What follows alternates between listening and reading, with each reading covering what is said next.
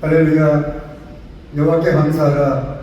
그는 선하시며 그 인자하심이 영원하니로다. 하나님 아버지 은혜와 사랑을 감사합니다. 8월 첫째 주 금요철의 예배로 인도하여 주셔서 말씀과 기도와 감사와 찬송함으로 하나님 전에서 예배드리게 하시니 감사합니다. 분하심을 받고 때를 따라 듣는 은혜를 얻게 하여 은혜의 보좌 앞에 담대히 나가는 시간이 되게 하여 주시옵소서. 하나님 아버지의 말씀을 믿지 않고 듣지 않고 항상 거역하는 나의 불신함과 교만, 허물과 죄를 예수로 들리신 보혈로 깨끗하게 씻어주시옵소서. 하나님이 구하시는 제사는 상한 심령이라 이 밤에 하나님 은혜를 구하는 시간이 되게 하여 주옵소서. 우리의 영혼이 회복되고 서생케 되는 시간으로 인도하여 주시옵소서. 마가의 다락방에 임하셨던 성령의 불이 각 사람에게 임하게 하여 주시옵소서.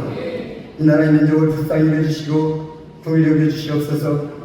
대통령과 모든 지도자들에게 하나님을 경외하며 나라를 사랑하는 마음으로 파악할 수 있도록 인도하여 주시옵소서. 정치, 경제, 국방, 의료 모든 영역 가운데 하나님의 공의로 다스리게 하여 주시옵소서. 인천 순복음교회를 40여 년 전에 세워주시고 인류 구원과 인류 행복을 위하여 하나님 사랑, 이웃 사랑, 복이 되는 복된 교회, 듣는 마음을 구하는 교회로 사명 주셨으니 감사합니다. 성령의 능력을 힘입어 이 땅의 모든 교회와 성도들이 함께 복음 증거의 사명을 감당할 수 있도록 은혜를 베풀어 주시옵소서. 주께서 피로 사신 교회마다 여름 성경학교, 청소년 캠프, 국내외 선교 가운데 있습니다. 모든 교회와 성도들이 함께 기도로 동역하게 하여 주시옵소서.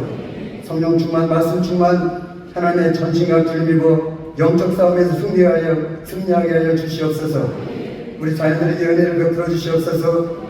하나님 나라의 믿음의 용사들로 세워주시옵소서. 하나님 앞에 쓰임받는 믿음의 자녀들이 되게 하여 주시옵소서. 담임 목사님 하나님 아버지의 말씀을 선포하십니다. 듣는 마음, 깨닫는 마음, 말씀을 직행할 수 있도록 도와주시옵소서. 하나님 찬양대하는 한 주한 정성껏 준비한 찬양 하나님께 올려드립니다. 주님 존귀와 영광과 찬송을 받으시옵소서. 주신 말씀과 은혜에 감사하여 헌금한 하나님께 드립니다. 감사함을 드릴 수 있도록 인도하여 주시옵소서. 지교와 지성전에서 예배드리는 처소마다 하나님의 크신 은혜가 함께하여 주시옵소서. 각 처소에서 봉사는 마음과 손길 가운데 기쁨과 감사함으로 봉사할 수 있도록 인도하여 주시옵소서. 이 모든 말씀을 길이요 진리요 생명이 되시는 예수님의 이름으로 기도드리옵나이다. 아멘.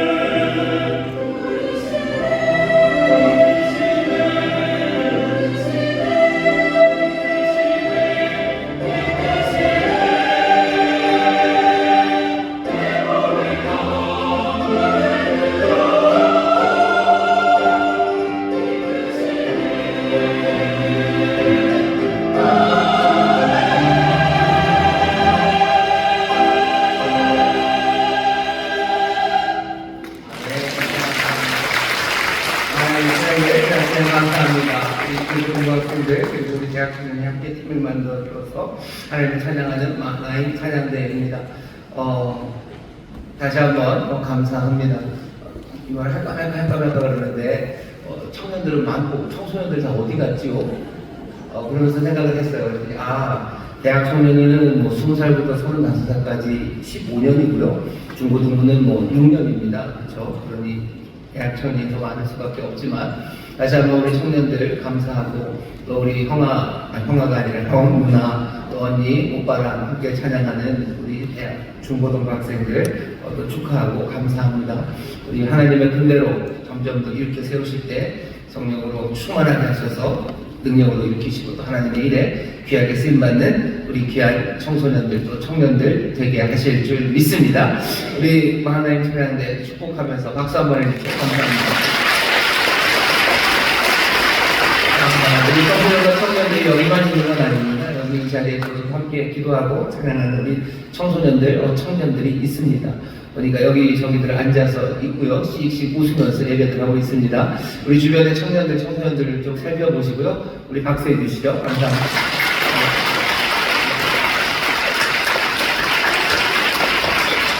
왜 젊은 사람들만 박수 쳐주냐고, 나는 왜 박수를 안 쳐주냐고 생각하는 어른은 아무도 없습니다. 아무도 없지만 이렇게 더운 여름에 주님 앞에 나와서 기도하는 우리 성인 성도 여러분들 복되고 여러분들이 함께 있어서 얼마나 즐겁고 우리 모두가 행복한지 모릅니다. 우리 주변에 보시면 우리 어른 성도님들 계세요. 살펴보셔요. 오늘 함께 기도하고 찬양하는 자리로 나왔습니다. 우리 사랑하고 축복하며 박수해 주시죠. 고맙습니다. 여러분 함께 예배하고 있습니다. 순간 제 화면에 제 얼굴이 나와서 깜짝 놀랐습니다. 여러분 함께 예배합니다. 반갑게 인사하겠습니다. 인천시고 검단함으로 함께 예배합니다. 오직 작업실에서 인사를 해주고요. 아이들과 함께 예배합니다. 그곳에도 주님의 은혜가 넘칠 줄 믿습니다. 벌써 8월입니다. 8월 1일 금요 철야 기도회로 모였습니다. 중복도 이제 지나고 말복 하나 남았는데 말복이 지나면 선선한 바람이 분다고들 하니 분명히 그렇게 될 거라고 믿고 또 더운 여름 여러분들 더위에 눌리지 마시고 또 주님이 일으켜 세우시니 정말로 주의 안에서 기쁨을 누리시고 또 많은 사람들에게 주가 주신 시원함을 전하는 우리 모든 성도들이 될 줄 믿습니다. 함께 은혜 받을 하나님의 말씀 찾아 읽겠습니다. 출애굽기 말씀입니다. 출애굽기 5장 22절에서부터 6장 9절까지 말씀입니다. 출애굽기 5장 22절에서부터 6장 9절까지 말씀입니다. 성경을 찾는 동안 광고를 드리면 여름 단기 선교가 시작이 되어서요. 벌써 음성으로 갔던 한 팀은 돌아왔고 또 어제 우리 말레이시아로 한 팀이 출발을 했습니다. 계속해서 여러분 주보에 보시면 일정이 쭉 있어요. 기도하실 때마다 잊지 마시고 더운 여름에 또 멀리까지 가서 하나님의 일을 감당하는 우리 사랑하는 성도들을 위해서 계속해서 기도해 주시고 또 복음의 역사가 나타나기를 또 간절히 함께 구하는 그런 성도들 되시기를 바랍니다. 자, 오늘 우리에게 주시는 하나님의 말씀 출애굽기 5장 22절부터 6장 9절까지 말씀입니다. 다 같이 한 목소리로 봉독하겠습니다. 모세가 여호와께 돌아가서 고하되 주여 어찌하여 이 백성으로 학대를 당케 하셨나이까? 어찌하여 나를 보내셨나이까? 내가 바로에게 와서 주의 이름으로 말함으로부터 그가 이 백성을 더 학대하며 주께서도 주의 백성을 구원치 아니하시나이다. 여호와께서 모세에게 이르시되 이제 내가 바로에게 하는 일을 네가 보리라. 강한 손을 더함으로 바로가 그들을 보내리라. 강한 손을 더함으로 바로가 그들을 그 땅에서 쫓아내리라.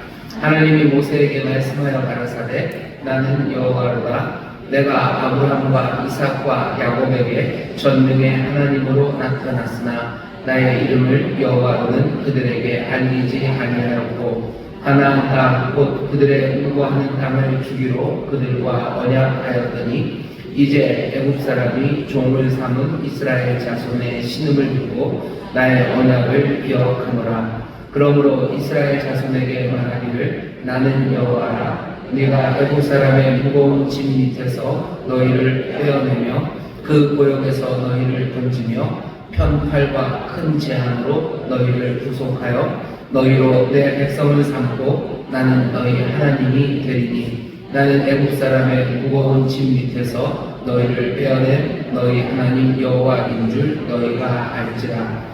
내가 아브라함과 이삭과 야곱에게 주기로 맹세한 땅으로 너희를 인도하고 그 땅을 너희에게 주어 기업을 삼게 하리라. 나는 여호와라 하셨다 하라. 모세가 이와 같이 이스라엘 자손에게 전하나 그들이 마음의 상함과 역사의 혹독함을 인하여 모세를 듣지 아니하였더라. 아멘. 오늘 출애굽기 5장 22절부터 6장 9절까지 말씀을 본문으로 주의 백성이 살아가는 현실이라는 제목으로 말씀을 나눌 겁니다. 제목만 같이 보실까요? 시작. 주의 백성이 살아가는 현실. 다시 한번요. 시작. 주의 백성이 살아가는 현실. 좋습니다. 우리가 살아가는 현실, 도대체 지금 우리가 살아가는 현실이 어떤 건지에 대해서 오늘 말씀을 통해서 한번 확인해보고 이 현실에 정말로 제대로 우리의 삶을 일치시키는 우리 모두가 되기를 바랍니다. 현실이 이렇게 가는데 우리가 그 삶에 일치를 못 시키면요, 어떻게 보면 제대로 살아가는 건 아닙니다. 그냥 땅을 딛고 살아가는 사람이 아니라 허공을 헤매며 사는 사람이고요. 도대체 왜 살아야 되는지, 어떻게 살아야 되는지 모르고 살 수밖에 없습니다.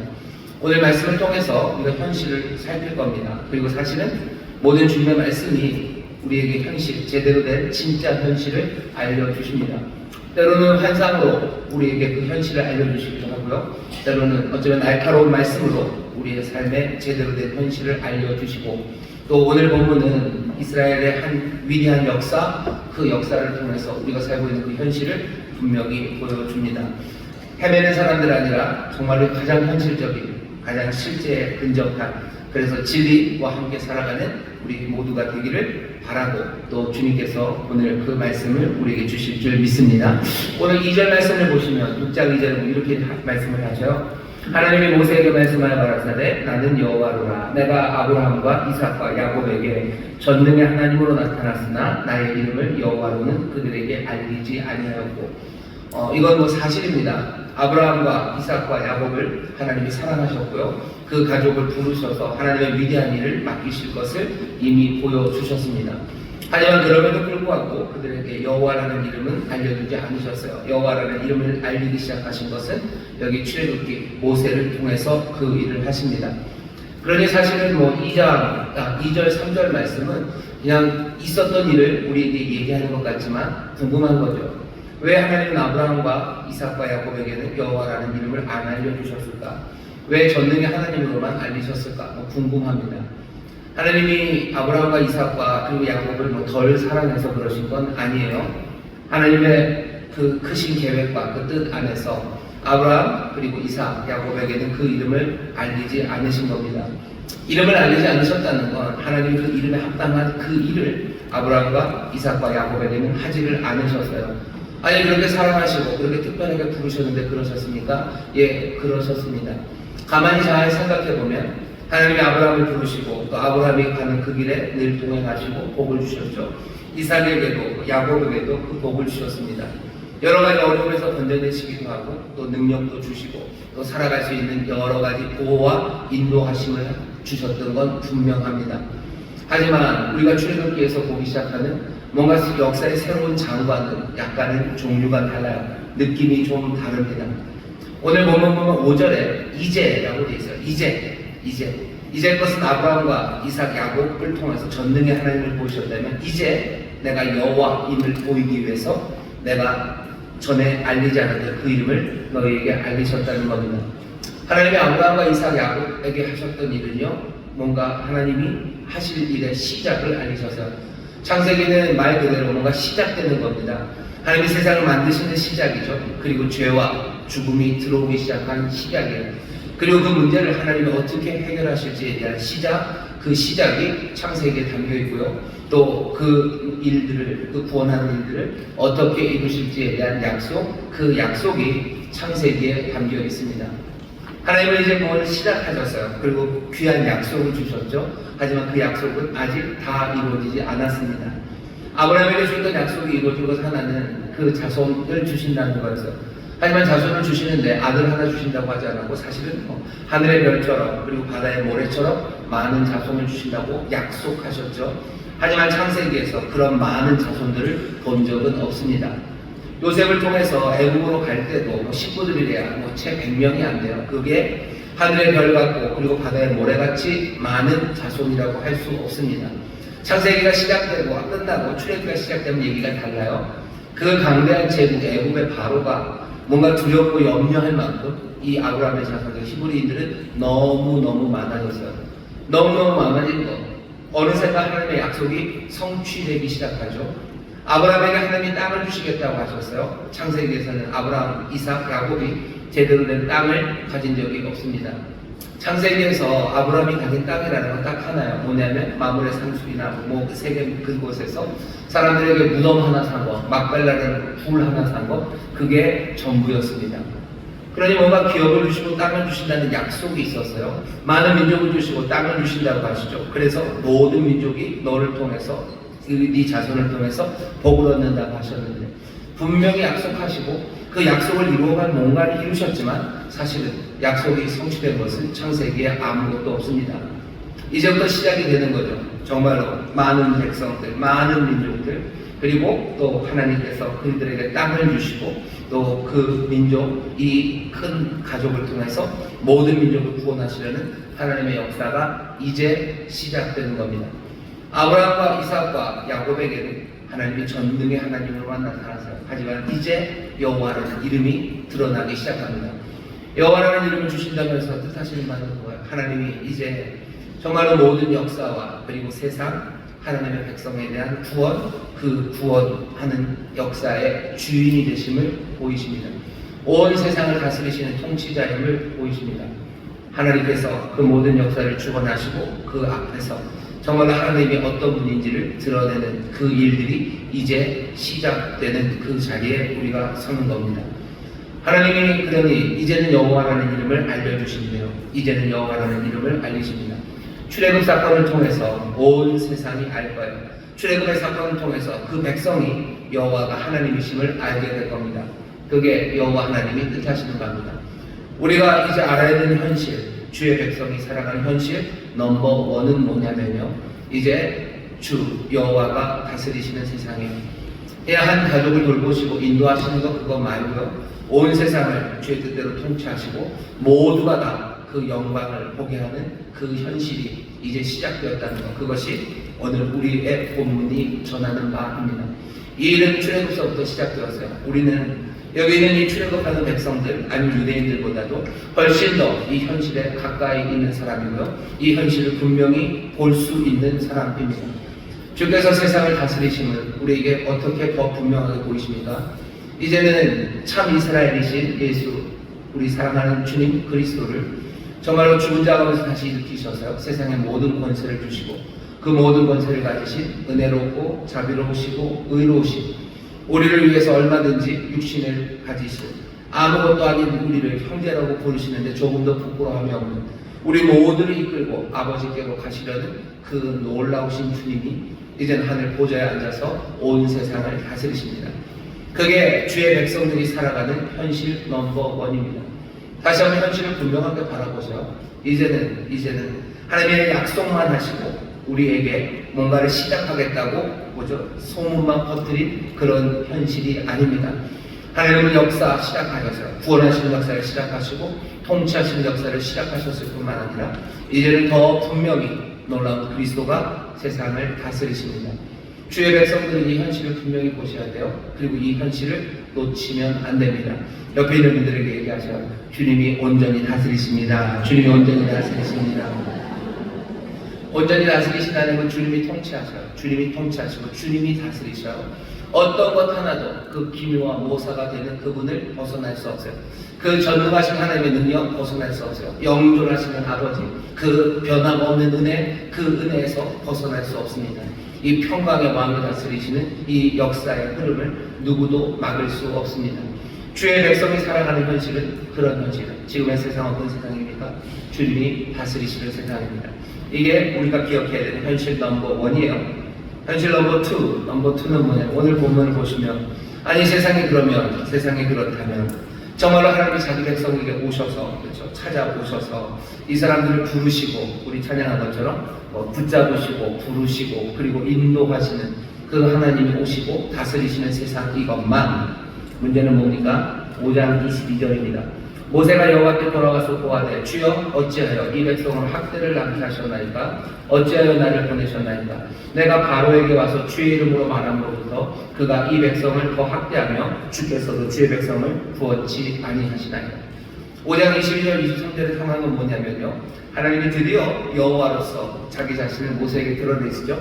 불이 붙었지만 타지 않는 가시 떨기나무 아래서 나는 여호와로라. 나는 여호와. 난 아브라함과 이삭과 야곱의 하나님이었지만 난 이제 여호와다라고 하시며 역사를 주관하시겠다고, 처음이요 나중이신 분, 모든 것들을 주관하신 분임을 알리셨어요.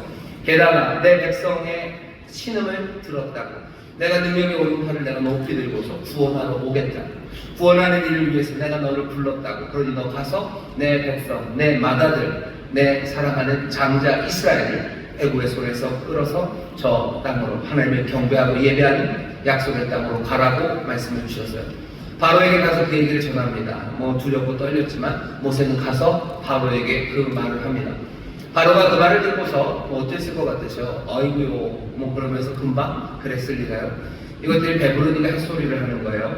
그래서 어떻게 합니까? 훨씬 더 어렵게 고역을 맡깁니다. 쿼터가 늘어나요. 만들어야 되는 벽돌 양이 늘립니다.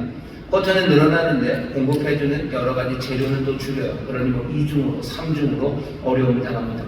게다가 이제껏 좀 봐줬지만 이제는 채찍을 제대로 치라고 명령을 내립니다. 일이 훨씬 더 많아지고 훨씬 더 인생은 고달파집니다. 그러니 사람들이 어떻게 해요? 바로에게 와서 뭐라고 얘기하다 돌아가는 길에 모세와 아론을 보고서 눈을 흘기는 거죠. 너네들 때문에 우리가 바로와 그 신하의 눈에 미운 물건들이 되었고 또 그들의 손에 칼을 주어 우리를 죽이게 하는 거다. 하나님의 구원이 시작되고 하나님의 역사가 시작됐습니다. 현실 넘버1이었죠. 하지만 그 현실 넘버1에서 우리 주의 백성들이 살아가는 또 다른 현실 넘버2는요, 뭔가 하나님이 하나님 되심이 증명되어야 될 것 같고, 또 하나님이 우리의 삶에 개입하시고 역사하기 시작하니 우리의 삶은 더 좋아져야 될 것 같은데 그렇지 않은 현실입니다. 현실은 하나님의 하나님 되심을 증명하지 않는 것 같아요. 현실은 정말로 하나님의 개입이 오히려 더 악화시켜가는 그런 일들, 그것이 우리의 현실입니다. 모든 성도가 품는 여러 가지 의문들 그리고 갈등 중에 하나가 바로 이 문제입니다. 주님이 다스린다고 우리는 믿어요. 그게 우리 현실이라고. 주님이 통치하신다고 믿어요. 그 기쁨, 그 소망, 그 약속, 그리고 펼치시는 일들을 우리가 봅니다. 하지만 현실 넘버2, 우리가 살아가는 세상에는 정말로 더 오히려 어려워지는 일들이 생깁니다. 예수를 믿게 되면, 예수님 믿으면 마음에 기쁨이 차죠. 기쁨과 평화가 있습니다. 마음에 안심이 돼요. 그리고 또 소망이 넘칩니다. 그런데 현실 속에서는 아주 뜻밖에도 이 기쁨과 소망, 이 평화가 제대로 힘을 쓰지 못하는 것 같습니다. 예수 믿어 기쁜데 현실은 어떤 거예요? 여전히 우리는 세상에 휘둘리는 약자로 서 있는 거예요. 예배하는 자리 아니면 주님 앞에 기도하는 자리, 주의 말씀을 묵상할 때는 세상 누구보다도 기쁜 사람들이고 세상 모든 소망을 다 가진 사람들인데 현실 넘버2, 우리가 세상을 살아갈 때 여전히 세상에 휘둘리는 약자로 살아갑니다. 이 놀라운 현실 넘버1이 왜 이 현실 넘버2에서 전혀 힘을 쓰지 못하는지 우리는 의문 그리고 질문에 빠지게 됩니다. 세상의 공격이 우리를 가만두지 않아요. 그리고 공격은 아무렇지도 않은 게 아니라 꽤나 아픕니다. 꽤 아픈 게 아니라 비명이 나올 만큼 아프고요. 우리의 생각을 그냥 아득하게 만들 만큼 아픈 고통이 우리에게 다가옵니다. 구원받은 자들의 기쁨, 그리고 그 영생의 소망들, 그리고 믿음의 환희, 이런 것들은 점점 더 현실화되어야 될 텐데 현실화되지 못합니다. 우리가 그런지 질문을 하는 거죠. 도대체 어떻게 된 일이냐? 왜 이렇게 됐냐고. 주님이 세상을 다스리는데 왜 세상은 우리를 공격하냐고, 뭔가 이상하다고 생각하게 됩니다. 여기에 대해서 예수님이 한번 대답을 하셨어요. 요한복음 15장입니다. 제가 읽어보겠습니다. 요한복음 15장 18절은 이렇게 시작합니다. 세상이 너희를 미워하면, 그 다음에 나오는 말은 뭐예요? 이건 뭔가 잘못된 거다 라고 말해야 될 것 같아요. 왜? 현실 넘버1이기 때문이죠. 이제 주님이 그냥 전능의 하나님을 알리셨던 분이 이제는 여호와라고, 이제 너희의 삶에서 구원하시고 이제 너희의 삶에서 영광 받으신 통치를 시작하겠다고 하셨고, 그건 지금으로부터 벌써 뭐 3,500년의 얘기지만 이제는 그것이 더 분명해진 현실에서, 예수님은 3,500년은 아니겠네요. 1,500년이 더 지난 현실에서 예수님이 다시 얘기하는 거예요. 세상이 너희를 미워하면. 주님이 우리를 구원하시고 여호와께서 우리를 주의 백성으로 만드셨는데 왜 세상이 우리를 미워합니까? 왜 우리를 괴롭힙니까? 주님의 대답이요, 세상이 너희를 미워하면 뭔가 잘못된 게 아니라 주님이 이렇게 말씀하십니다. 너희보다 먼저 나를 미워한 줄을 알라. 세상이 여러분을 미워하면 여러분은 무슨 생각의 방향이 어디로 가는지 딴 데로 가지 말고요. 주님 말씀 잘 들으세요. 세상이 너희를 미워하면 뭘 알아야 돼요? 너희보다 먼저 나를 미워한 줄을 알라.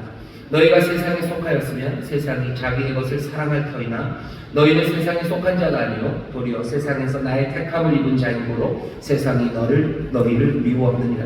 내가 너희로 종이 주인보다 더 크지 못하다 한 말을 기억하라. 사람들이 나를 핍박하였은즉 너희도 핍박할 터이요 내 말을 지켰은즉 너희 말도 지킬 터이요.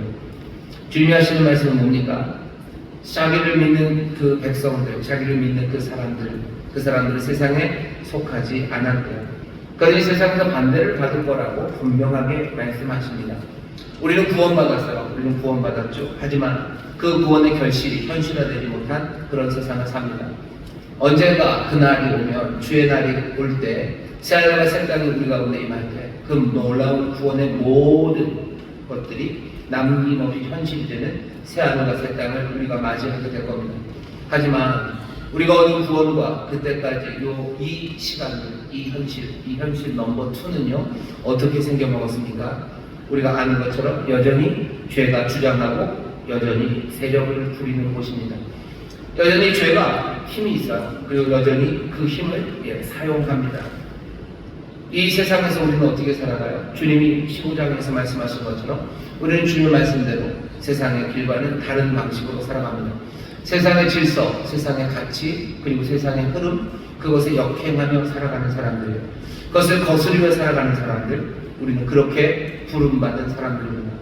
우리 아까 말한 찬양대가 우리를 붙드신다고 그러셨어요. 아마 구원하셔서 붙드셔요. 그리고 어떻게 우리를 부르셔요. 우리를 부르시는데 어디로 부르셔요? 무슨 뒷골목 맛집으로 부르시는 게 아니에요. 우리를 부르시는 건 주님이 살아갔던 그 길로 우리를 부르셔요. 죄악된 세상에서 의인은 어떻게 삽니까? 시편의 기자가 늘 부르셨던 얘기예요. 어쩌면 한탄으로 죄악된 세상에서 의인은 도대체 어찌 삽니까? 라고 어쩌면 부르짖는 그 현실 넘버 2입니다. 세상의 흐름에 역행하고 거스르는 것, 그렇게 우리는 부름받은 사람들입니다. 이 세상에서 소금으로 살라고, 이 세상에서 빛으로 살라고 얘기하죠. 소금으로 살고 빛으로 살아가는 게 세상이 좋은 건 주라는 뜻이죠. 세상이 생명을 주라는 뜻입니다. 하지만 소금이 되고 빛이 되는 생명을 주는 그 귀한 목적은 늘 거스르는 일로 이루어지는 거예요. 썩어지는 것 따라 썩어지는 소금, 그런 건 없습니다. 소금이 맛을 잃으면 그건 아무것도 아니에요. 빛을 말 아래 두지 않습니다. 등경 위에 둡니다. 어둠의 빛을 비춘다는 건 세상을 거스르는 일입니다. 우리는 그렇게 부름받은 사람이에요. 주의 백성들이 살아가는 현실, 그 현실 넘버 2는요 그러니 거스르고, 그래서 또 어쩌면 그것과 부딪히며 살아가는 삶, 그 삶은 우리가 참된 평화를 얻었고, 그리고 복과 영생, 그것들을 소유하고 있고, 그리고 영원한 복락의 삶을 우리가 약속받았지만요 실제로는 우리가 살아가는 이 지금의 세상은 그 영원한 나라는 아니기 때문입니다. 세상은 아직 온전히 심판받지 않아서요. 세상은 여전히 자기의 힘을 쓰고 있습니다. 그런 세상 속에서 부르심마다 거스르는 사람들이 살아가고 있는 겁니다. 예수님이 얘기하시는 세상이 너희를 미워하면, 세상이 너희를 미워하면, 아, 이건 뭔가 잘못된 거다라고 생각해라 라고 하지 않으셨어요. 세상이 너희를 미워하면 하나님이 너희를 버리셨나 보다라고 생각해라 라고 하지 않으셨어요. 세상이 너희를 미워하면 어떻게 해요? 너희보다 먼저 나를 미워한 것을 알아라 라고 얘기하죠. 세상이 왜 예수님을 미워합니까? 세상이 예수님을 미워한 것은 다른 이유가 아니죠. 세상 그것과는 거스르기 때문이에요. 죄악된 세상에서 하나님의 의를 말하기 때문이에요. 어두운 세상에서 빛을 던졌기 때문입니다. 거짓이 난무하는 세상에서 진리를 말했기 때문에 불이 그것 대신에 의로 걸어가셨기 때문이에요.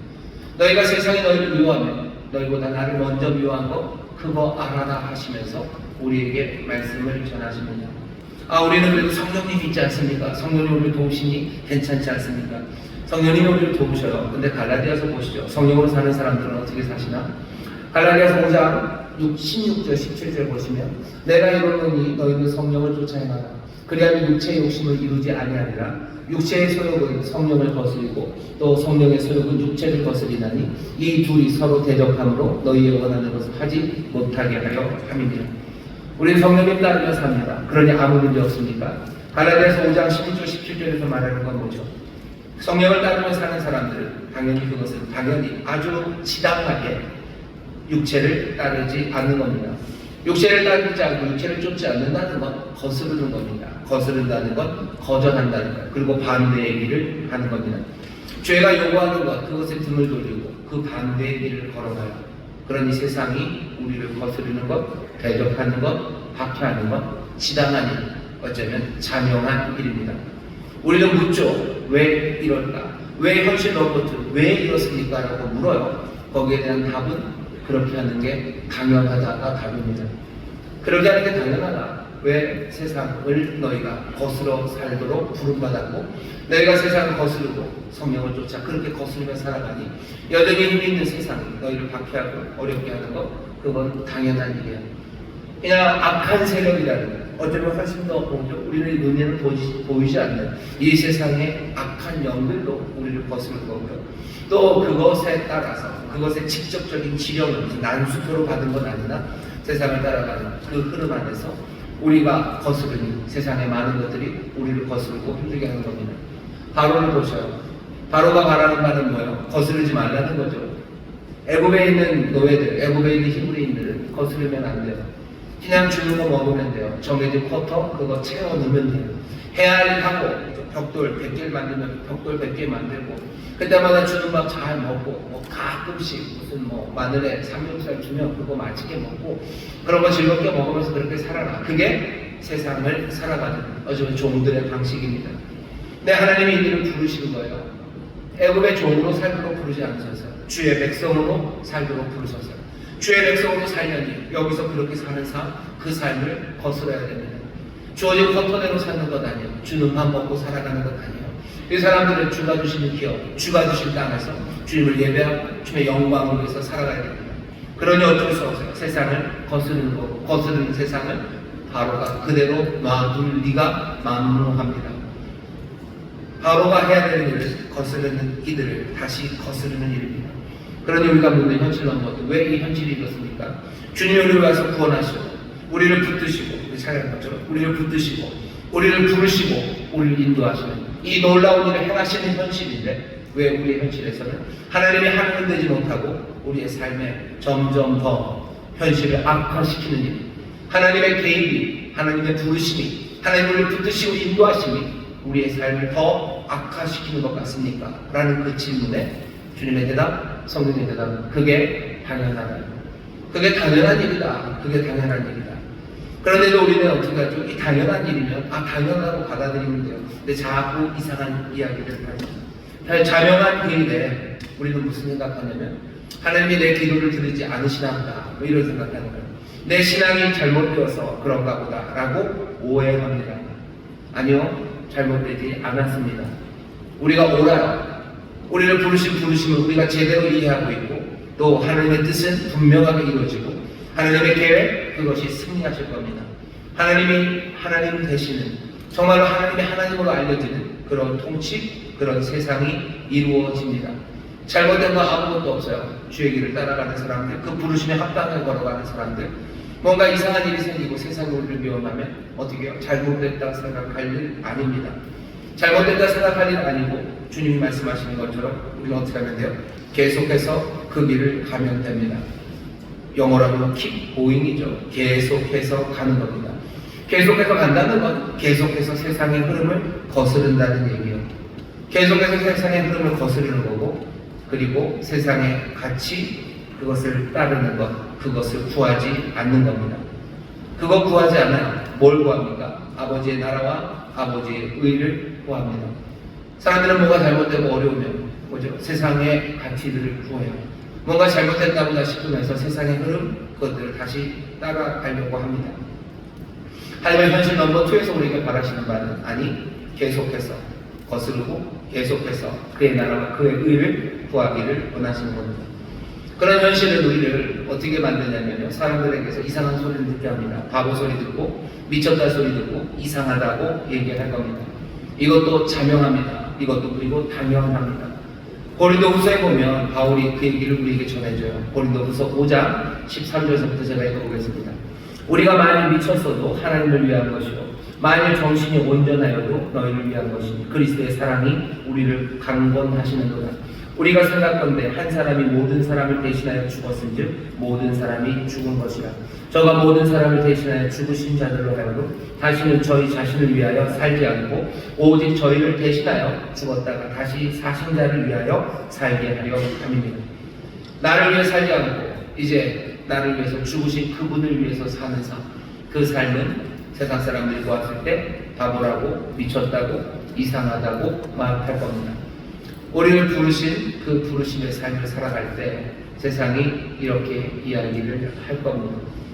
이 현실 넘버 2가 이 고난에서 이 어려움에서 이 어려움에도 불구하고 우리를 부르신 부르심을 따라 살아가야 된다는 그 깨달음이 우리에게 주는 현실적인 적용은 뭐냐면요, 하나님이 우리에게 은혜 베푸시고 우리를 살리시고 자녀 삼으시고 백성 삼으시려고 우리에게 아들까지 내어주셨어요. 그 구원 그리고 그 구원에 대한 놀라운 감격 그거 분명합니다. 하지만 그 구원의 감격 거기에서만 머무르는 것 그것이 하나님이 바라시는 바는 아닙니다. 주님이 바라시는 바도 아닙니다. 주님은 우리를 위해 십자가 지셨어요. 십자가 지신 주님께서 우리가 바라는 게 내가 너희를 사랑해서 십자가 진 거 너희들이 잊지 말아줘. 늘 내가 너희를 위해서 십자가 진 거 감격으로 살아줘. 너희들 거기서 몸들 바를 모르는 그런 화사한 뭐죠? 감격의 눈물로 나를 바라봐줘. 예수님 바라시는 바가 그럴 것 같으셔요.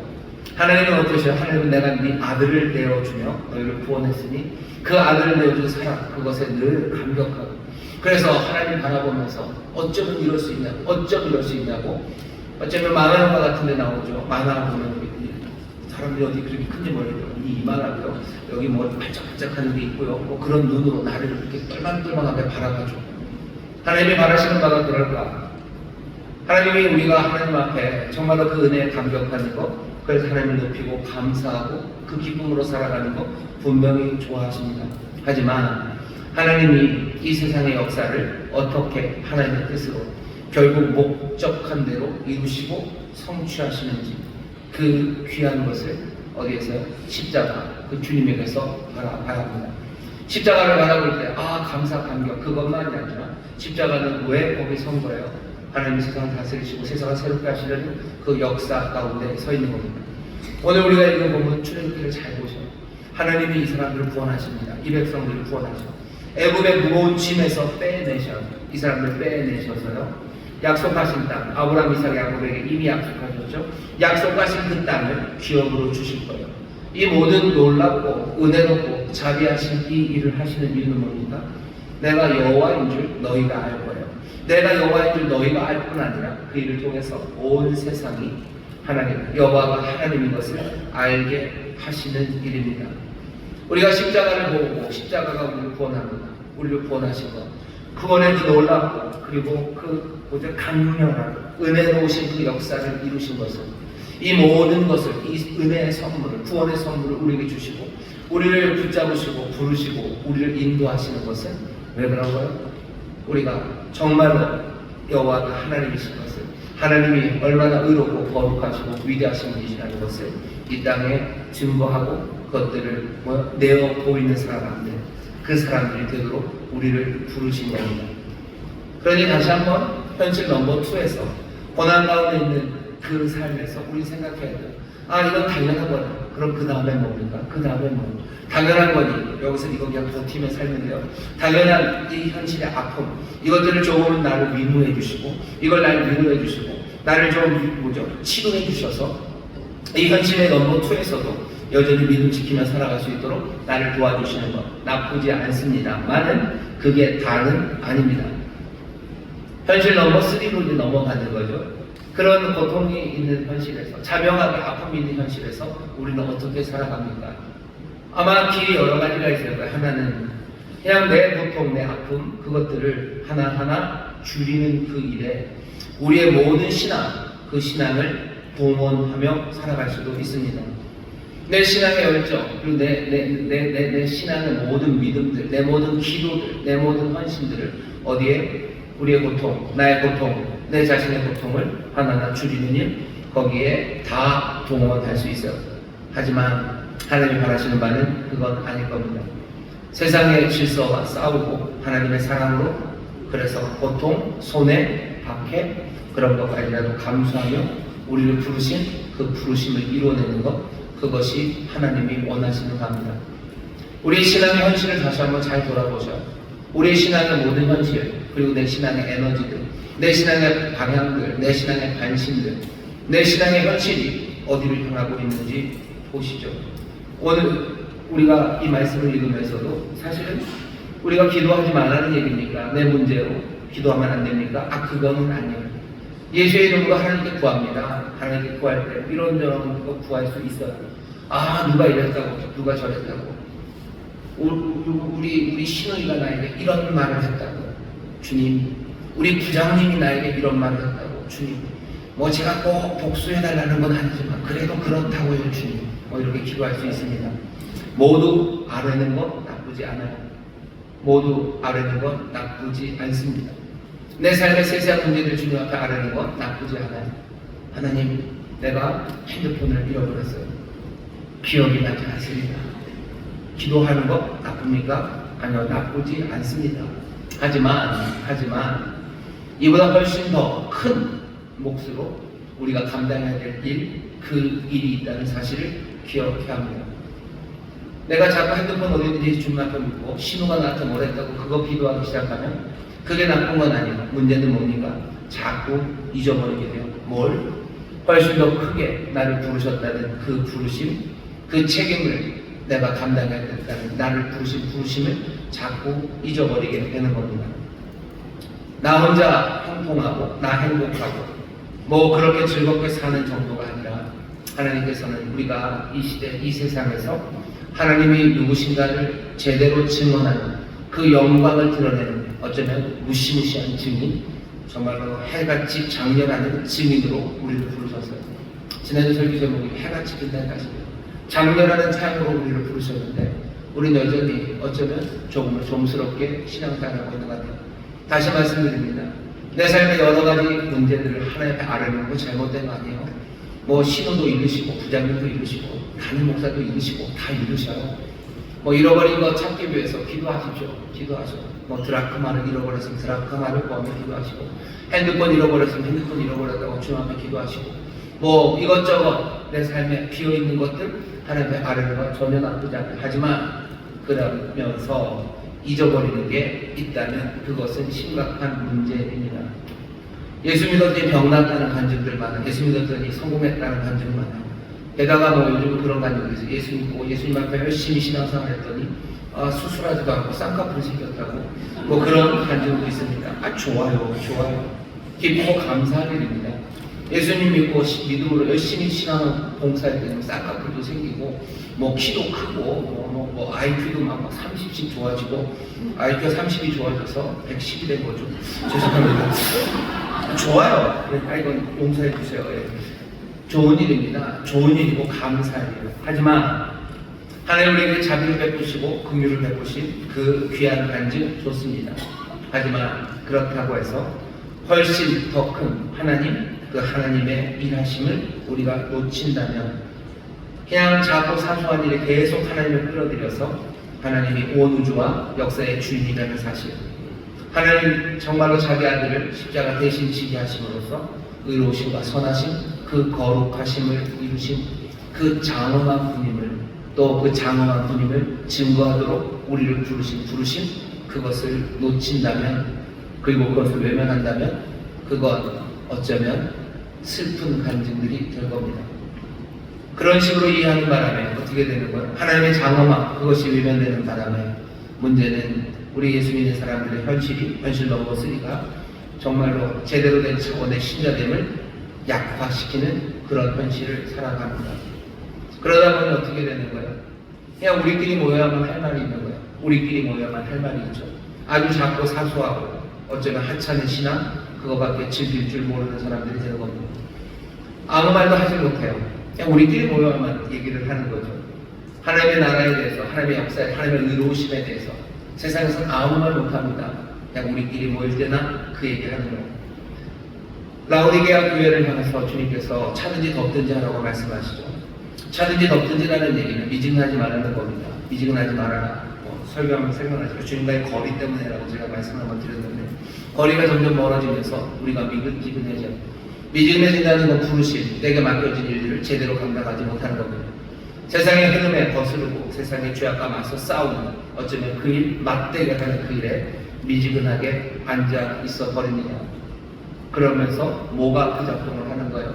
그냥 내 문제를, 내 문제, 내 형통함에 내 모든 에너지, 내 모든 신앙을 다 동원해버리니 여기 정말로 나는 부르심, 차든지 덥든지 해야 되는 그 부르심, 그것들을 놓쳐버리는 겁니다. 우리가 그렇지 못할 때가 너무 많아. 차든지 덥든지 하라고 하시는데 그러지 못할 때가 너무 많습니다. 세상에 나갈 때는 뭐 세상과 구별이 별로 없어요. 세상과 다투는 일 없어요. 묘하죠? 세상과는 다투지 않고 교회 와서는 또 굉장히 다투십니다. 세상에 거슬리지 않아요. 성령을 쫓지 않고 그냥 육체를 쫓아 삽니다. 그러다가 우리끼리 모일 때만 성령을 따른다고 얘기하고 또 성령을 따른다고 표시, 우리끼리 모일 때만 그 표시가 갑니다. 최악은 제 생각에 이런 것 같아요. 세상에 나가 살 때는 그냥 그대로 세상 따라 살아가요. 그리고 또 교회에서 우리끼리 모일 때 그때도 성령에 관해서 선포하고 하나님의 말씀에 대해서 말하는 게 아니라 그렇게 살아가는 표시, 그것들을 드러내는 게 아니라 그냥 세상에서 살던 그대로 살아가면서 그런 사람들이 오히려 진정성 있는 사람이라고 교회 안에서 칭송하는 어쩌면 말도 안 되는 왜곡이 교회 안에서 보입니다. 라오디게아 교회의 사람들이 나는 부자라 나는 부유하여서 부족한 것이 없다고 말합니다. 예수 믿는 사람들은 어쩌면 이런 현실을 살아가는 것 같아요. 예수 믿는 사람들은 부족한 게 없고 부유하죠. 왜냐하면 죽어서는 천당 갈 수 있어요. 천국 갈 수 있는 믿음이 있습니다. 그러니 사후에 대한 보험도 제대로 잘 드러나겠다. 세상에서 부유한 길, 세상이 인도하는 그 길 따라갑니다. 그러니 부유하죠. 사후, 또 사전, 생전 모든 것에 나는 만족한 일을 찾은 사람들처럼 그렇게 사나 죽으나 나는 주의 것이라는 그 고백 대신에 그냥 사나 죽으나 나는 내 것이죠. 나는 살아도 부유하고 죽어도 부유한 사람, 그런 사람이 되어서 어쩌면 이상한 현실을 살아갑니다. 우리가 예수 믿어서 구원 받았습니다. 분명합니다. 하지만 우리가 살아생전에 이 땅을 살아가는 동안에 나를 통해서, 우리를 통해서 정말 하나님이 누구신지 출애굽기에서 말하는 것처럼 내가 여호와인 것을 너희가 알리라, 내가 여호와인 것을 온 세상이 알리라 하시며 우리를 부르신 그 증인되는 부름, 온 세상과 우주의 주인이 우리 주님이시고 그리고 또 이 역사가 정말로 주님이 인도해 가신다는 그 사실을 증언하는, 그것을 증거하는 하나님의 사람으로, 주의 백성으로의 부르심, 그것을 놓쳐서는 안 됩니다. 우리는 그 부르심에 너무 뭐라 해야 되나, 그 부르심을 생각할 에너지가 남아있지 않을 때가 너무 많습니다. 그게 우리의 현실 넘버 3인 것 같아요. 제대로 부르심, 그 부르심을 따르려고 내가 거스르는 일과 그리고 세상에 있는 것들과 싸우는 그 일에 나는 지금 헌신하고 있는지 물어봐야 합니다. 출애굽기 그리고 출애굽 사건의 궁극적인 목적은 다른 건 아니죠. 온 세상으로 하여금 정말로 하나님이 하나님이신 것, 여호와가 여호와이신 줄 알게 하는 것, 그것이 출애굽 사건의 궁극적인 목적입니다. 물론 거기에는 고통받는 이들을 구해내시고 그들을 인도하시는 그 일들이 있어요. 하지만 그것이 목적은 아닙니다. 오늘 본문을 잘 읽어보죠. 애굽의 압제, 무거운 짐에서 너희를 빼내서 약속한 그 땅을 너희에게 기업으로 주겠다고 하죠. 이 모든 복된 일들을 행하시는 것, 이제 그 일을 행하시는 것, 그 약속을 하나하나 이루어 가심으로써 당신이 하나님이시고 정말로 여호와 그분이심을 세상에 보이시려는 하나님의 뜻입니다. 의로우심, 자비하심, 사랑이 모든 인류에게 나타나기를 원하십니다. 여러분들 그렇게 생각할지도 모릅니다. 하나님은 약간 관종이신가? 영광 받으시고 자기가 자기인 걸 세상에 알리는 것, 그게 그렇게 좋으신가? 하나님이 하나님이시니 온 인류에게 나타난다는 거죠. 정말 하나님의 한이 없으신 은혜가 모든 인류에게 전해진다는 것. 한이 없으신 은혜가, 그리고 그 의로우심과 자비하심이, 그리고 변함없는 신실하심이 모든 인류에게 전해진다는 겁니다. 사람들은 한이 없는 은혜를 믿지 못하기 때문에 제대로 살아가지 못해요. 사람들은 변치 않는 신실함, 그건 없기 때문에 제대로 살아가지 못하는 겁니다. 사람들이 하나님을 알고 하나님을 높이기 시작할 때 우리의 삶이 달라지는 거예요. 한없는 은혜를 믿는 사람, 그리고 변치 않는 신실함을 믿는 사람, 그리고 추상 같지만 정말로 따뜻한 의로움이 있다는 것을 믿는 사람, 그 사람들의 삶이 어떻게 될 것 같으십니까? 사람들은 왜 그렇게 낭망하고 그렇게 엉망으로 살아가고 자포자기하고 악을 행합니까? 그 은혜를 믿지 못하기 때문에, 의로움을 믿지 못하기 때문에, 신실함, 그것들을 부정할 수밖에 없는 세상을 살아가기 때문입니다. 그런 하나님이 생생하게 살아계심을 사람들이 알기 시작할 때 그 삶이 새로워지기 시작하고요. 또 바로 그 하나님의 영원하시고 신실하신 약속 안에서 놀라운 생명, 그리고 그 영생을 누리기 시작합니다. 하나님의 나라가 그렇게 우리 가운데 임합니다. 하나님의 뜻이 우리 가운데 그렇게 이루어집니다. 우리는 이 현실을 직시하라고 부르시는 부르심을 오늘 듣습니다. 이 현실에 우리의 삶을 일치시키기 시작하셔야 돼요. 현실 넘버 1에 일치시키세요. 현실 넘버 2에 일치시키셔야 돼요. 그리고 현실 넘버 3, 부르심을 이루어가는 우리의 현실, 그 참된 현실에 하나하나 우리의 삶을 일치시키시는 순종과 믿음의 충성이 있으시기를 주의 이름으로 축원합니다. 마지막 구절을 보면 어떻게 되어 있죠? 백성들이 너무 힘들어요. 그래서 모세의 말을 듣지 못합니다. 9절 보시면 모세가 이와 같이 이스라엘 자손에게 전하라. 오늘 여러분들이 들은 말씀처럼 전했어요. 그들이 마음의 상함과 역사의 혹독함을 인하여 모세를 듣지 아니하더라. 이 말이 들려도 마음이 상하고 그리고 역사가 혹독합니다. 삶이 너무 고되고 마음은 이미 갈갈이 찢어져 있어요. 그러니 현실 1, 2, 3에 대해서 전하는 그 말이 제대로 들려오지 않습니다. 그러면 삶이 좀 편하면 제대로 들립니까? 우리 나중에 한번 봤어요. 이스라엘에게 하나님이 부유함을 주시고 평안함을 주셨을 때 그 사람들은 그 말씀을 제대로 들었나? 아니요, 그렇지도 않습니다. 인생이 괴롭고 힘들어서 듣지 못하는 상황이 있어요. 하지만 또 편안하다고 듣는 것도 아닙니다. 상황의 문제만은 아니에요. 누구는 힘들어서 못 들어요. 하지만 또 누구는 힘들어도 듣습니다. 누구는 편안해서 못 들어요. 하지만 어떤 사람은 편안해도 듣습니다.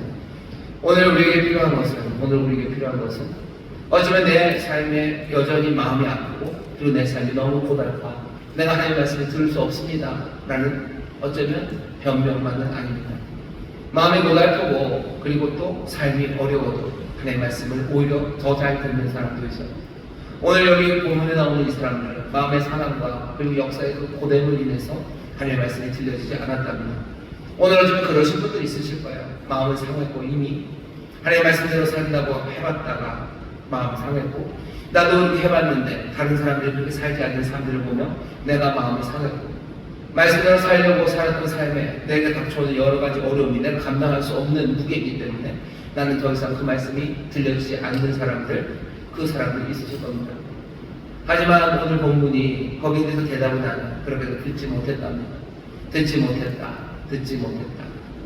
하나님께서 우리에게 주시는 은혜는 듣지 못하는 이들, 그들에게 계속 말씀하셔 뿐만 아니라 다시 한번 성령의 강권적인 역사로 우리에게 새 마음을 주시고 우리의 귀를 열어서 우리의 마음이 상하고 또 우리의 역사가, 우리의 삶이 고되도 그 말씀을 듣게 하시는 귀한 은혜를 주십니다.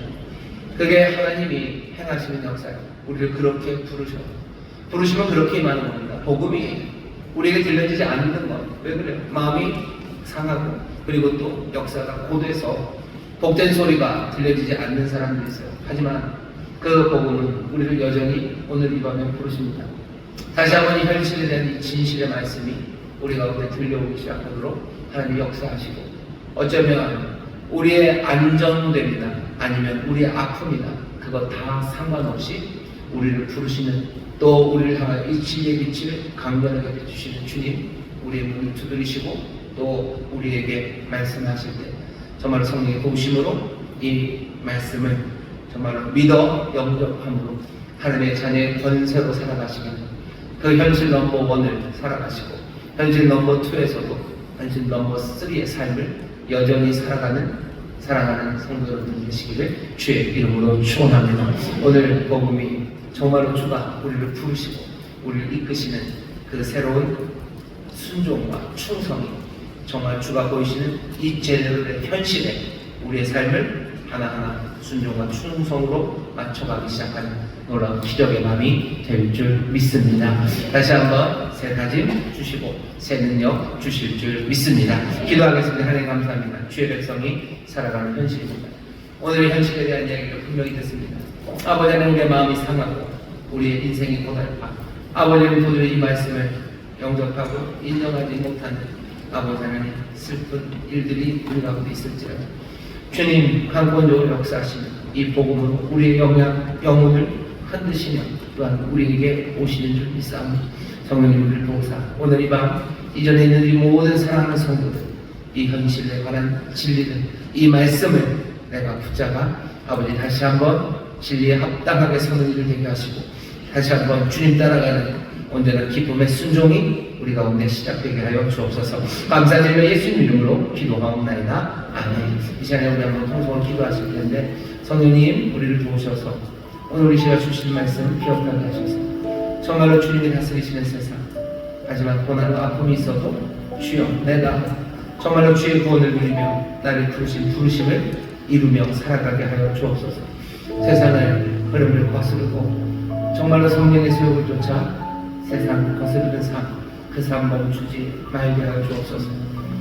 우리가 정말 우리끼리 교회 안에 모여서만 이야기할 수 있는 사람들이 아니라 세상에서 하나님의 의를 말하는 정말 하나님의 선하신 은혜와 구원을 말하는 사람들이 되게 하여 주옵시고 정말로 세상의 흐름을 따르다 교회만 와서가 아니라 주여 우리의 삶이 정말로 주가 행하신 것처럼 주가 걸어가신 그 삶처럼 하나님의 자녀 주의 백성 그렇게 살아가기를 원합니다. 성령님 도와주옵소서. 우리 간절히 기도하실 때 성령께서 우리에게 다시 한번 이 진리를 마음에 새기시고 우리가 거슬러야 되는 일들 또 그 일들을 깨닫게 하시고 또 그럴 수 있는 모든 능력과 지혜 그리고 힘과 용기를 우리 가운데 허락해 주실 줄 믿습니다.